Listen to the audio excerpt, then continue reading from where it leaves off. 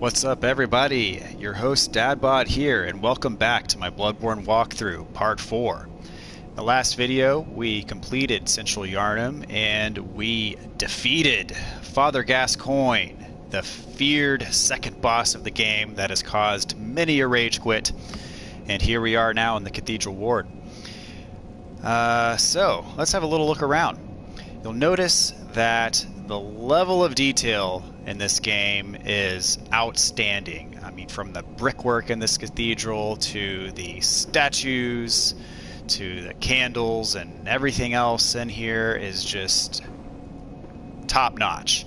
It's, sometimes I just take a step back and sit in awe of just the level of detail that was put into this game's design, the level of care and artistry that's put into it. So, that said, let's go over here and we're going to talk to this guy over here who is a beggar, and he also presides over this little church that we're in here. Hmm? Oh, you must be a hunter. Very sorry. The incense must have masked your scent. Good, good. I've been waiting for one of your ilk. These hunts have everyone all locked up inside, waiting for it to end. It always does, always has, since forever. But it won't end nicely, not this time. Even some folks hiding inside are going bad. The screams of women folk, the stench of blood, the snarls of beasts, none of them's too uncommon now.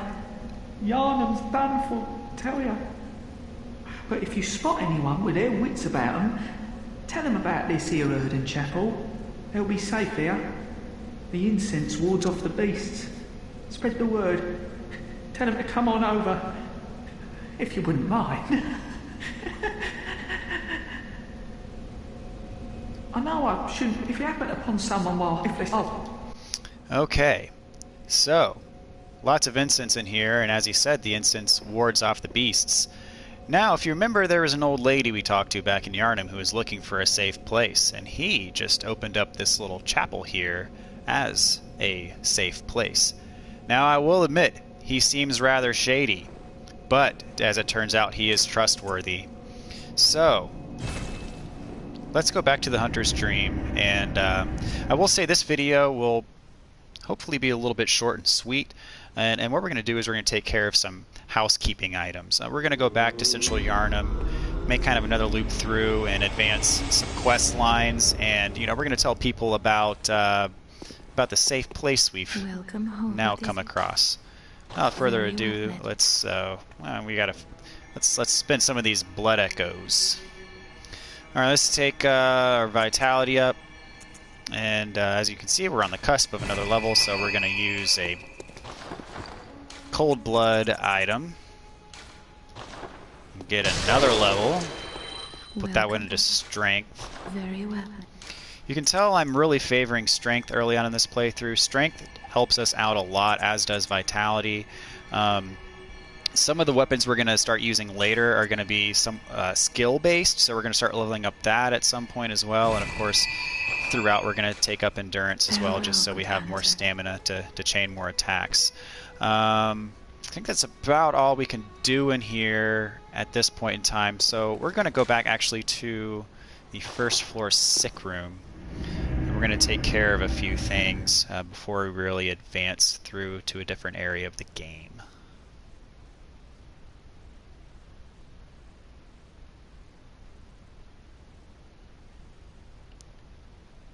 And so, that guy in the Cathedral Ward, he seems like he wants to lend a helping hand. A lot of people aren't really going to trust him. But the reason why I went back to Iosefka's clinic is because, well, you'll see. Oh, well, hello. Splendid. Let me ask you a small kindness. You're soon off to hunt, I presume? Then, if you find any survivors, tell them to seek Iosefka's clinic. Upon my Hippocratic oath, if they are yet human, I will look after them. Perhaps even cure them. This sickness, these beasts, they are not to be feared. This time the night is long. I may be trapped here, but I should do something to help. I'll even offer a reward for your cooperation. Tempted? Well, off you go then. Okay, so now we have Iosefka offering her clinic as a safe place.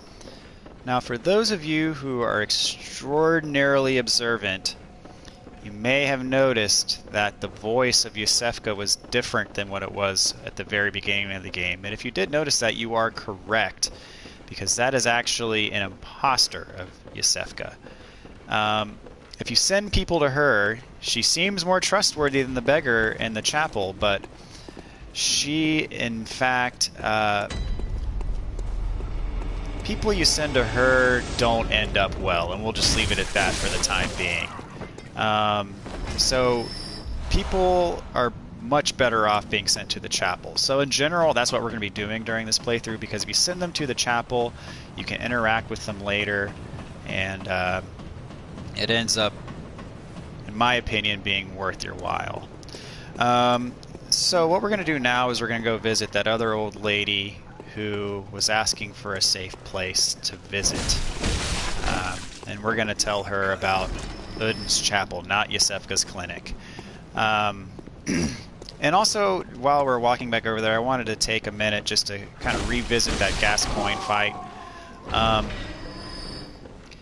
You know, as I said, he does cause a lot of people to quit the game, and he is a very difficult boss. I know that I made him look easy.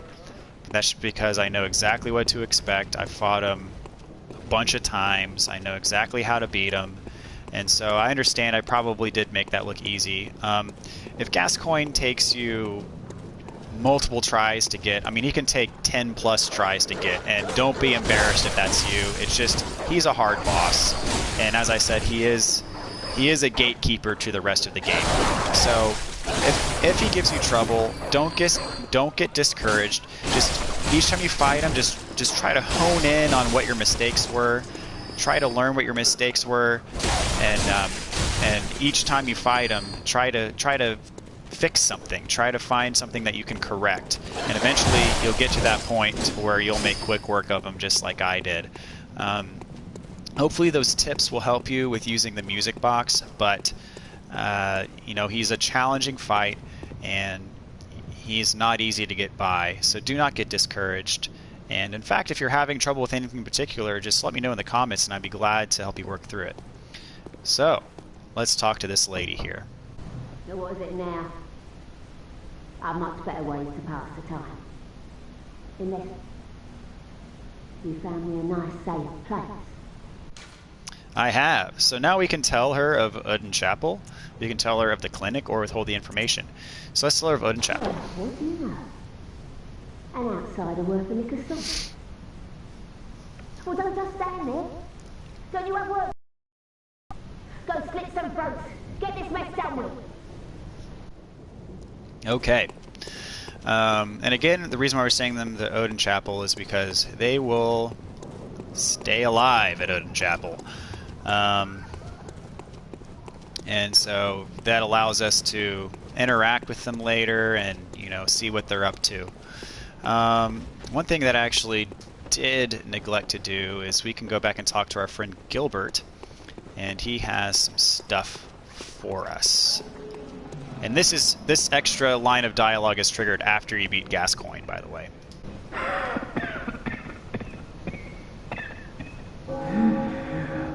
You needn't concern yourself with me. I'm afraid I'm of little help now. But before I did this, I make no use of it, but perhaps you.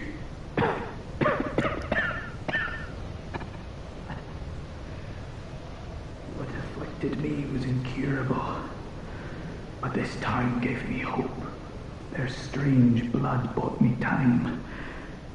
I was most fortunate, unharmed by the plague of beasts. I can even die human. don't you? Okay, his cough has seemed to get a little bit worse. And he mentioned something about the Yarnum blood there helping him, so... You know, I remember back in the Hunter's Dream we read something about the Scourge of the Beasts, so hopefully that is not impacting him any way negatively, but we'll see. He gave us something that's quite useful. He gave us the Flamesprayer. You'll notice that we cannot equip it yet because it requires 8 arcane, and we only have 6.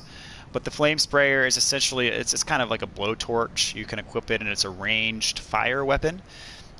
Some people find a lot of use for it. I'm not a big, you know, it's not that I'm not a big fan of it, but I just don't really use it much. I just kill enemies quicker using other means. You can actually buy it later in the game, but he gives it to you for free, so why not? Now what we need to do is get back to Gascoigne's daughter, and we're going to have a little chat with her. I guess the quickest way there is just going to be to run through here and run past all these enemies, and we'll get there soon enough. So in general, you know, the decisions I'm making in this game are, you know, kind of being a quote good guy. And, you know, some people play through this game and, I mean, they kill all the NPCs, they don't do anything right for anybody, and you can, if you want to play the game that way, that's totally your prerogative. The reason I am playing the game this way is just because I want to show you and everybody else watching this walkthrough just everything that this game has to offer. I want to leave no stone unturned, and I want to show pretty much every ounce of content that this game has to offer, at least to the extent that I can. So, you know, I am doing all the things that people are asking me to do, just so I can show you guys all of that content. So okay, we're going back. We're climbing up this ladder. It is a bit of a journey to get back to her, but you know, I think it's important. Okay, and this guy does respawn even though we killed him before. He seems to be distracted by something and doesn't really pay attention to us. All the other trolls pay attention to us. This guy doesn't seem to care, but gives us an easy backstab and visceral, so I'll take it. So we climb up this ladder and we're right at Gascoigne's daughter. So let's see what she has to say now that we know a thing or two. Mr. Hunter, you'll come find my mum. Okay. So at this point in time, you can do one of two things. You can give the red jeweled brooch to her, and this kind of advances her dialogue such that, okay, she has this in hand, she knows what happened. So the other thing you can do is you can say no. You don't have to give it to her. Or, I mean, in fact, you don't even have to come back here and talk to her. But what you can do is, if you go to your inventory, you can actually use the red jeweled brooch and transform it into a blood gem. I mean, you know, when we got that, when we first went to the Cathedral Ward, we went to that treasure chest. We got the gem workshop tool, which I said allows us to equip blood gems. So if you use this weapon, or if you use this item, the red jeweled brooch, it gives you a blood gem that you can equip to your or to your weapon, and what it does, what this particular one does, is it gives you a plus 2.7 boost to your attack, I believe, your physical attack, and then boosts your rally potential by 1.8%. So basically that rally damage, it gives you an extra 1.8% potential to recover if you get hit. So 2.7% of attack, I mean, that's not something that's all that attractive to me, especially since later in the game I'm going to get like plus 15% and plus 18% blood gems, and so I'd much rather be nice and give the red jeweled brooch back to Gascoigne's daughter. Mr. Hunter, was it really her? Mummy? Mummy? Leave me alone.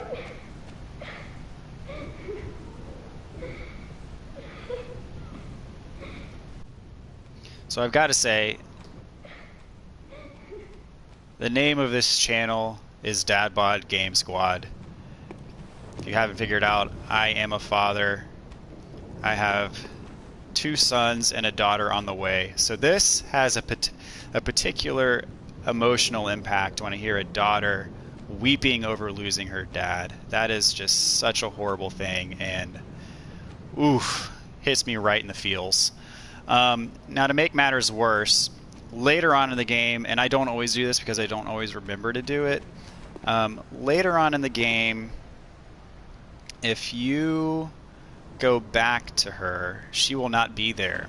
And what she will do is she's going to realize she's got no hope, and she's going to try to make her way through to Odin Chapel for safety, even though you don't even tell her about it. And her way to Odin Chapel is going to be through the sewers. If you remember that path, we went through the sewers. If you recall, what lurks at the end of that tunnel is a giant pig.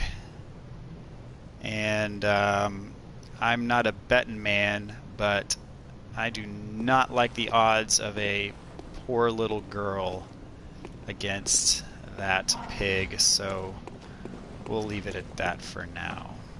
So anyway, I don't want to waste any time. I'm not going to run back to the lantern. In fact, this is a good opportunity just to show you what a bold hunter's mark does if you've never used one before. Let's just warp back to the lamp. No need to lollygag. So that's a bold hunter's mark. You'll see we'll wake right back up at the lamp we most recently touched, and in this case was Iosefka's clinic. So we're going to use this as an opportunity to go right back to the hunter's dream, and then we're going to warp back to Odin's chapel, and we're going to carry forward with the game. And one thing you'll notice when we get back to Odin's chapel, there's going to be someone there waiting for us, and indeed it will be the old lady that we talked to, that we told her about Odin's chapel. She will be there waiting for us, and we can talk to her, and she was not friendly to us when we talked to her through her door, and she is not friendly to us when we talk to her in the chapel. But no mind, we'll carry on with our lives. We've got thick skin.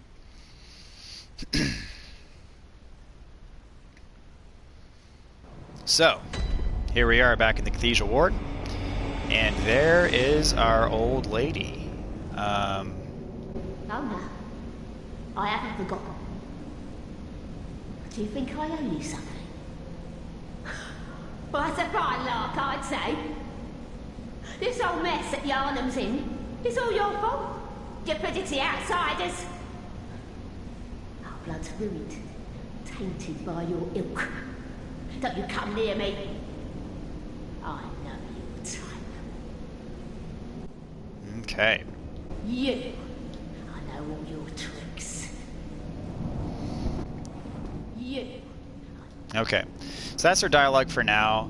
Later on in the game, she's going to give us some items that can be helpful. But that's it for now. She just doesn't like us. So here in the Cathedral Ward, we have a new enemy. These little guys walking around with their lanterns. They're not all that bad. They are stronger than the hunters we were fighting, or the enemies we were fighting in Yarnum. They do hit harder, they've got more HP. Some of them drop quicksilver bullets, some of them drop blood vials. They are ridiculously easy to parry. I say that and I just got hit, but... Oh, this one's got a staff, so his attack animations are a little bit quicker. But... that being said, if you hit them pretty much anywhere in their attack animation, you'll get the parry. 6 blood vials, not bad. I think there's another one of them around here somewhere. I guess that one with the staff is just a little bit trickier. They have a bit of a quicker animation, and it is what it is. So, over here we have an item. Be very careful. Grab it and go. And the reason is because you'll see that mysterious little portal. You have no idea what that is at this point in time. And let me tell you, you don't want to find out. If it grabs you, it will inflict frenzy status on you, and frenzy status is basically an immediate, we'll say 75 to 80% drain on your HP. So if you have less than 75 to 80% of your HP remaining, you will die immediately, and that is not good. And here we have I think it's a Manos Grande is what they're called. They are large and intimidating. You can get behind them. They've got huge attacks. You're going to have to test your dodges because they hit hard, but you can roll through their attacks, as you could expect. And so it's a matter of getting behind them, rolling through attacks, making sure you're out of range, and getting your hits in. If they hit you, look at that damage. You got to get away and heal up. You don't want to take, more than one shot from these guys. It could turn out badly. Okay, so he's dead. It might take a little bit of practice to get those guys. They are very tough to fight. If you go up these stairs, we're going to run into a dead end. And this is the gate that opens if you buy the Hunter Chief emblem. If you remember back at the Hunter's Dream, because we killed the Cleric Beast, we have the option to buy the Hunter's Chief emblem for 10,000 Blood Echoes. This gate will not open unless you purchase that item, or unless you open it from behind, which I'll show you how to do that, but that's going to come a little bit later. You are free to purchase that for 10,000 Blood Echoes. In my opinion, it's a waste, since we can get behind it anyways later, so let's not mess with that. So that big guy we just fought, I mean, he is strong and powerful. You just gotta take him on and learn how to dodge. I mean, if you've gotten through Gascoigne, you already should be pretty decent at dodging.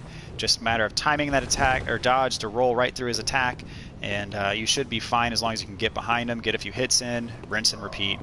Now, there's a troll right there. Don't be lured into fighting him alone, because there's this guy over here who's going to notice you, and so take him on first. Whoops. And these are basically the same as the trolls we fought in Central Yharnam. They are a little bit stronger. You notice they've got a bit more HP, and they do hit harder, so keep that in mind as you fight these guys. And lurking off to the side, we do have some crows. So let's get this guy's attention first, and then we'll take on the crows. Nope. That crow wanted a piece of the action a little bit early, so there we go. Let's dispose of him first. We'll get the crow. See, apparently he's so eager to fight us. Oh, we took a hit there. He wasn't quite dead yet. You do not want to get caught up in that combo.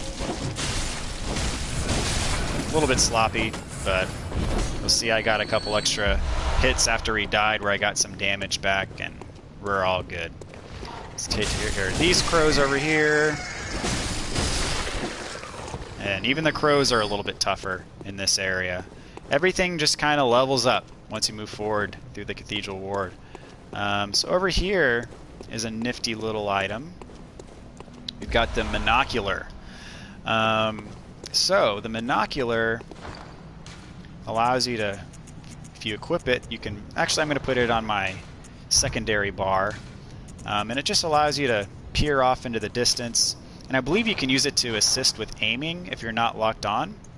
I don't really ever use it for that, but you can put it on and it zooms in a little bit and you can see what's around, and if you want to investigate up close or kind of peer at something that's far away, allows you to do that. So let's carry onwards. I believe there's a few more crows over here that we're going to take care of. Got some more bloodstone shards. And there's another one of those really big, intimidating enemies. This one has a big ball and chain, and so it has a little bit more range than the one we fought earlier, and so it is a bit of a formidable foe. I'll show you how to beat him, though. So if you equip our Monocular, if you can barely see that thing that's moving over there, that is what's known as a wandering madman. Skull heads or scullies. If you look at them close, they're just a bunch of skulls kind of molded together. If you kill those things, they're all over the place, starting at this point in the game and moving on forward. If you kill one of these things, you get upgrade stones. So in this case, at this point in the game, it's going to be bloodstone shards, and then we're going to get better upgrade stones later on in the game. But it's always a good idea to kill them if you see them. once you get their attention, they're going to run away and disappear. So you have to kill them before they disappear. So it is a little bit tricky. It is, sometimes they're a trap. You run and try to kill them, and then something jumps out and gets you. So I'm going to leave this one alone for now, and let's focus on this guy, because he's a lot more dangerous. Let's see. And these guys cannot be parried with your gun, I should add. Don't try it. You can't do it with your gun. I think if you hit them in the legs enough time, or there is a way to stun them. Oh gosh, look at that damage. There is a way to get the stun on them. It is not by using your gun. And I'm not exactly sure what it is, but I just kind of killed them the old-fashioned way. Just make sure you stay behind him. That's your best bet. And roll through his attacks when you can. They hit hard. If you take 2 licks from this guy, you're probably dead. But, you know, just kind of try to repeat what I did. Just stay behind, roll through attacks, and get away and heal when you need to. So here we have a Bloodstone Shard. And so I mentioned, you know, you can see things off in the distance and everything connects. This that we see in front of us is actually the bridge where we fought the Cleric Beast. So I mentioned when we fought the Cleric Beast, I said, oh, if you look ahead, there's the Cathedral Ward.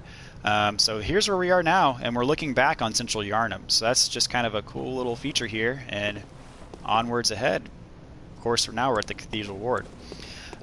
So I mentioned the skull heads. They actually will respawn if you quit and reload. So I'm going to do that just to demonstrate how they come back. And so sometimes if they're in a dangerous spot, I'll go ahead and kill the enemies that'll actually kill me first. And then what I'll do is I'll quit my game and reload. And they'll respawn right where you left them. And they do not do any damage. So again, when you know the situation calls for it, I will prioritize the enemies that are poised to kill me, and then if need be, I'll quit and reload my game and come back and get the skull head. So there it is. They do take a few hits, and 3 Bloodstone Shards, not bad. So if you see, that's why I call them skull heads. They're pretty gross looking, but you know, they're all over the place, so watch out for them, and just know that some of them are traps. I mean, they'll still give you stuff if you kill them, but they're just going to lure you into a trap if you're not careful. And here, in this playthrough, is our first Blood Gem. Tempering Blood Gemstone Tier 1. So the Blood Gemstones have tiers much like our Cold Blood do. So the higher the tier, the better off you're going to be with it. This one increases our physical attack by 1.1%, and HP continues to recover while the weapon that has this Blood Gem equipped is equipped. And just very slight HP continues to recover. 1.1% physical attack, I mean, it's better than nothing, but it's not that great. But we'll go ahead and equip it once we get back to the 100 stream. Now this door is closed, does not open it, you cannot open it. This door, and I know I mentioned that I used my binoculars to show, hey, that's the bridge where we fought the Cleric Beast. If you remember that dead end with the Cleric Beast where there was a gate and a door, well, that's the door. They just sealed it off so people can't freely access the Cathedral Ward. We had to take the long way around through Father Gascoigne. So that's it for this little area. There's really nothing else to it other than that treasure chest down there and a few enemies here. Then there was that skull head that we just killed. Got some Bloodstone Shards. And so once we get back to the Hunter's Dream, we're going to do some upgrade. So that's about it for now in this area. I showed you just about all there is to see. So let's carry on over here. Let's see what else is in store for us. Alright, there's a few enemies over here. You know, these look like the Central Yharnam dudes and some dogs. I do believe they're just kind of, they are scaled up. Let's use our pebbles to our advantage. Oh, that one missed. It's a moving target. Let's get this guy who's not moving, the guy with the cutlass. Dodge his attack. Going for the kill. Yeah, they do take more hits. Oh, that dog. Oof, I did not see him coming. but that is okay. So these guys with the pitchforks, just kill them as you do everything else. Dispose of them swiftly and quickly. We'll get these items around here. Get some Molotov cocktails. Gotta love it. So in here, this is the way through to Old Yharnam, but it is closed off. And watch out for this guy back here. He'll pop out and get you. Back here, we got another Madman's Knowledge. If you use it, you'll get some more insight. And around the corner, there's a guy with a gun up there, but he comes with his pets. So lure the dogs out, run away, get the dogs by themselves. Oh geez. That was a little bit sloppy, but oh, they're still alive. Okay. So we'll heal up. That was a little bit sloppy, but you don't want to be fighting them at the same time as the guy with the gun, because a triple team ain't good. So just kind of zigzag and you'll dodge his bullets. Get this guy. Get ourselves some quicksilver bullets. And we'll pass through.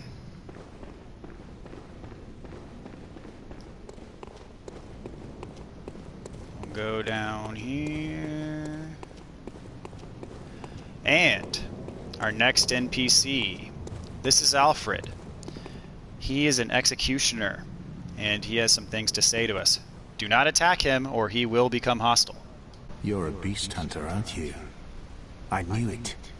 That's precisely how I started out. Oh, beg pardon. You may call me Alfred, protege of Master Ligurius, hunter of vile bloods. So, what say you? Our prey might differ, but we are hunters, the both of us. Why not cooperate and discuss the things we've learned? Okay, I'm going to cooperate with them. Oh, and he has some good stuff for us. Very good indeed. Take this to celebrate our acquaintance. He gives us some fire paper. Fire paper is incredibly useful, especially against bosses. So I am quite a proponent of fire paper, and this is our first opportunity to get some.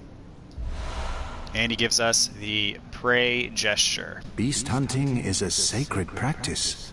May the good blood guide your way. Okay. So we talk to him again. There must be oodles for us to share. Go on. Just tell me what piques your interest. He will expound on some lore for us, which is quite nice. He has a lot to say about the Healing Church and Byrgenwerth, so let's see. As you know, the Healing Church is the fountainhead of blood healing. Well, I'm a simple hunter, quite unfamiliar with the ins and outs of the institution. But I have heard that the holy medium of blood healing is venerated in the main cathedral, and that counselors of the old church reside in the high stratum of the Cathedral Ward. If you seek blood healing, and the church is willing, you should pay them a visit. Okay, so the Healing Church, they have special blood that they can use for healing, and these are things that we kind of already knew, but he just kind of goes into a little bit more detail about what that's all about. It seems that not everybody seems to be keenly aware of some of the side effects of this blood healing that we've kind of come across so far in our journey. Maybe they do, maybe they don't, or maybe they're just skeptical. But who knows? Let's see what he has to say about Byrgenwerth.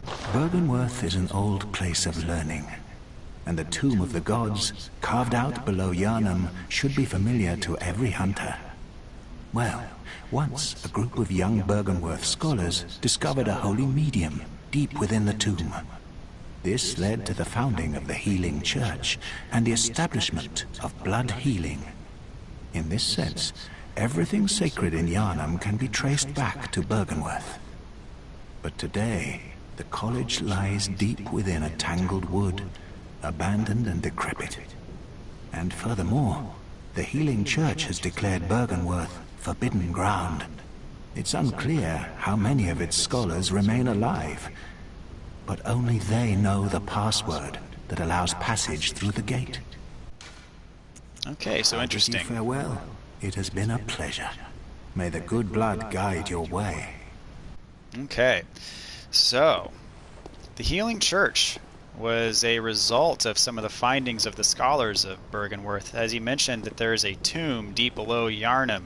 They found a holy medium, or some may say a great one, closed within that tomb that led to the path to where they were able to obtain the blood with this healing power, and that led to the formation of the Healing Church. But now he mentioned that there seems to be some strife between the scholars of Byrgenwerth and those in the Healing Church, like they don't want to associate with each other.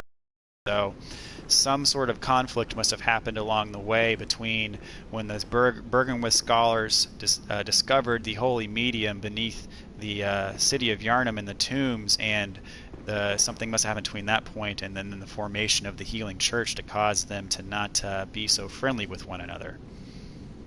Alright, so we found this lever.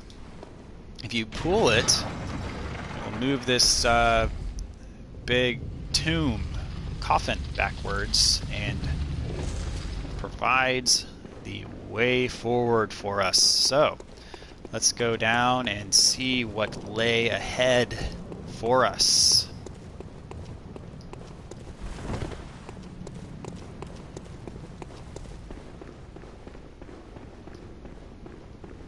Okay, so we'll go down these stairs and be on guard for any traps. I do not believe there's an enemy in here. We have another blood gemstone. Let's see what this one does. This one is physical attack up 0.7%. That's fairly insignificant, but better than nothing. And in here, beware, we have a wolf beast. We know how to fight these. Oops, that was a nice whiff. I'm whiffing a lot. Let's see if we can get behind him, get a backstab. Didn't quite get the backstab, but we still got the kill. And he dropped a bloodstone shard for us. Alright, that's the only enemy down here. I do not believe there's any loot in this particular room. So let's keep going. Alright, so we're going to go down this ladder. We see an item over there. We're going to get to that in just a sec. And here we have antidotes. So, this game tends to give you just the items you need at just the right time. So if you know anything about games in general, antidotes mean poison. So, bear that in mind. Okay, so let's behind these little things here. We got some pungent blood cocktails. We got a few of those earlier in our playthrough. There's a lantern. Do not believe there's anything else over here. Here we have a door. This town is long abandoned. Hunters not wanted here. Uh-oh. But we have the option to open the door. But for that, we're going to have to wait till the next episode. We are going to use this lamp and transport back to the Hunter's Dream.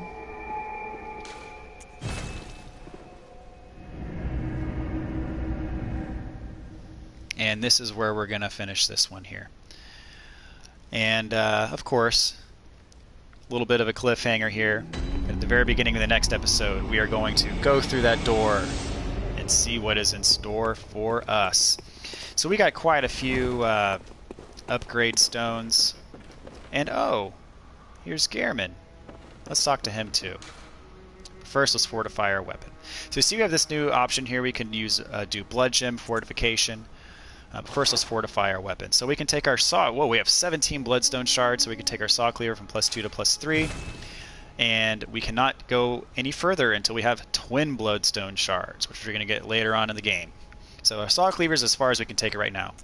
And you'll notice we took it to +3, kind of directly to the right from the menu item for my saw cleaver. You'll see those two little icons that are now lit up. and my other weapons, they are darkened. The reason why they're lit up now is because we have leveled up our weapon a little bit, and that means we can equip 2 blood gems to our saw cleaver now. So for example, our saw spear and our kirk hammer, we cannot equip any blood gems to yet because they're not leveled up. But since we're also going to use our kirk hammer a little bit, let's go ahead and take this one up as far as we can, so we can get this one to +2. And so now you can see we can equip 1 blood gem to our kirk hammer now, and when we take this up to +3, that little blue flashing icon means with our next level we're going to get that ability to equip our next blood gem. So let's go and do blood gem fortification on our saw cleaver, since that's our primary weapon. We can equip 2, so we're going to take this one to increase our damage by 0.7. Oh boy. And to increase our physical attack by another 1.1%, and to have the HP recover effect on here as well. Whoops, so that's our first slot, and then this is our second slot. Now I will say these physical attack up sort of deals, they stack. So if you have a +15% late in the game and a +10% late in the game, those will stack. So you definitely want to use those. They're not going to nullify one another. So here we have a 0.7 and a 1.1, so it's not very much, but again they will stack, so at least there's that. That being said, we'll leave. Let's talk to Gehrman, see what he has to say. The moon is close. It will be a long hunt tonight. If the beasts loom large and threaten to crush your spirits, seek a holy chalice, as every hunter before you has. A holy chalice will reveal the tomb of the gods, where hunters partake in communion.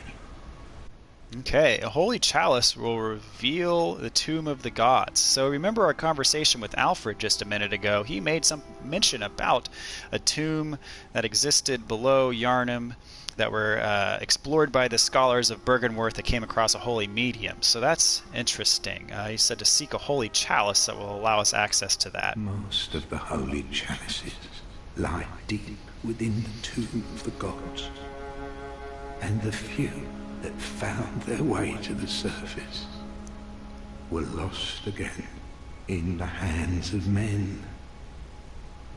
But if the old hunter tales remain true, one of the holy chalices is worshipped in the valley hamlet. Yet the town is in disarray.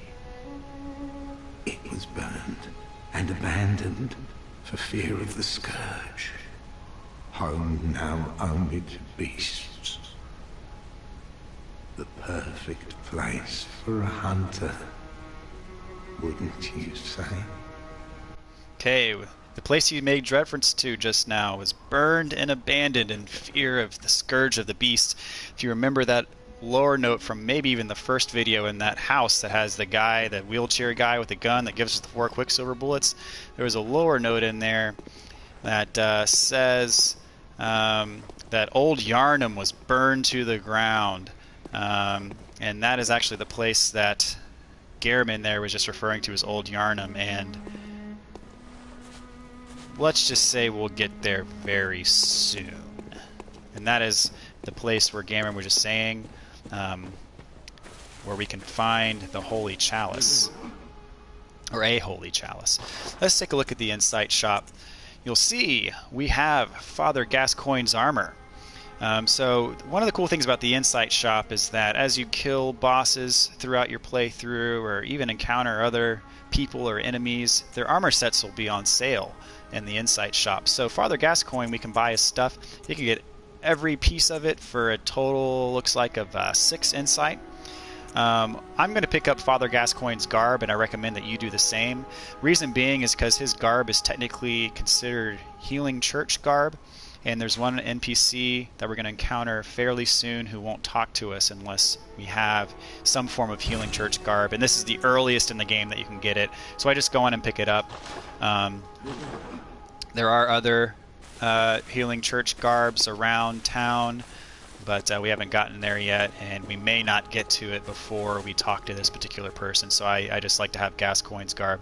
And you like it, you can go ahead and put it on, and yeah, looks pretty cool, huh? It doesn't have quite as much as of the physical damage as our hunter garb, so I tend to favor the hunter garb. It does do better against arcane, but you know, whatever. Anyway, let's level up. Welcome. Very well. I'll put some more into strength, and I'll put some into endurance, and that takes us up to level 21. Not bad for this point in the game. Okay.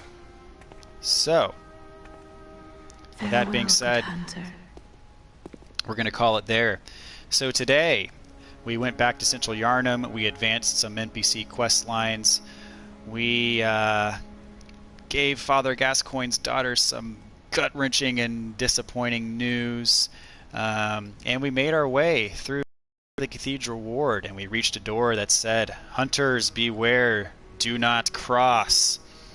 Well, challenge accepted, but we'll get to that in the next video. If you like what you see in this walkthrough, please join the squad by subscribing to the channel, and don't forget to like the video and leave a comment. I would love to hear everybody's feedback on what you'd like to see more of in this walkthrough, what you like so far, what you don't like, and that sort of thing. Thank you so much for your support, and I will see you guys in the next video. Take care, and happy hunting!